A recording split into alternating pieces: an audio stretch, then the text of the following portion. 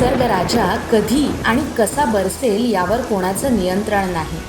अवकाळी पावसानं महाराष्ट्रातल्या शेतकऱ्यांचं मोठं नुकसान केलं. कापूस, धान, सोयाबीन पिकं उद्ध्वस्त झाली. हजारो कुटुंबांना याचा फटका बसला.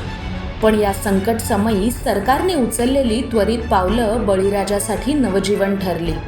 देवाभाऊंच्या पुढाकाराने शेतकऱ्यांना दिलासा देण्यासाठी 16 जिल्ह्यातील शेतकऱ्यांसाठी 28,72,00,000 रुपये मंजूर झाले. अवकाळी पावसात नुकसान झालेल्या शेतकऱ्यांना आता प्रति हेक्टरी 40,000 रुपयांची मदत मिळणार असून 25,000 शेतकरी याचे लाभार्थी असतील.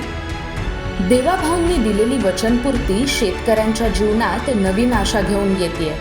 आज शेतकऱ्यांना सुरक्षित भविष्याची खात्री आहे, कारण शेतकऱ्यांच्या पाठीशी उभं राहत त्यांना दिलासा देण्यासाठी कायम सज्ज आहेत त्यांचे हक्काचे देवाभाऊ.